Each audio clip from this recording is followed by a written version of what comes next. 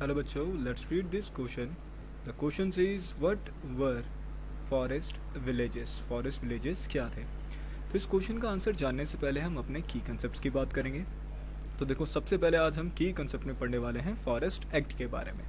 तो देखो, forest act क्या था.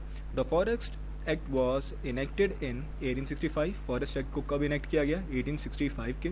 और इसके अंदर दो अमेंडमेंट किए गए. देखो, अमेंडमेंट का मतलब होता है संशोधन, हिंदी में कहा जाता है, और अमेंडमेंट का मतलब होता है चेंजेस. ठीक है, चेंजेस इन आवर कॉन्स्टिट्यूशन.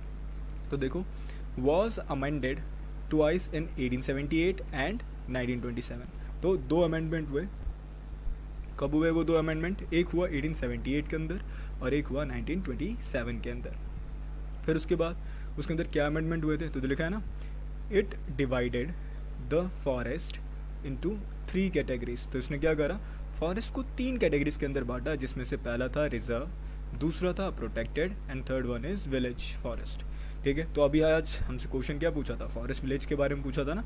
तो अभी हम इसकी बात करते हैं. देखो, लिखा है ना, the villages which were allowed to stay on in the reserve forest on the condition. देखो, ये वो गांव थे जिनको क्या किया जाता था? परमिटेड थे ये सारे कहाँ पर? रिजर्व फॉरेस्ट के अंदर रहने के लिए.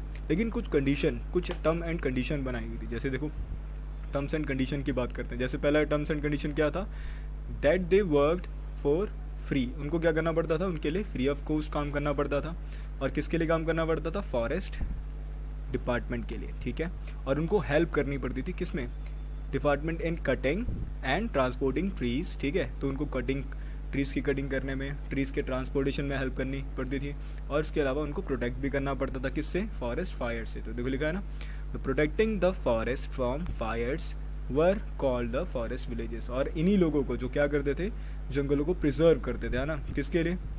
तुम्हारा फॉरेस्ट मैनेजमेंट के लिए, है ना. तो उसको क्या कहते थे? Forest villages. I hope you understand it well. Best of luck.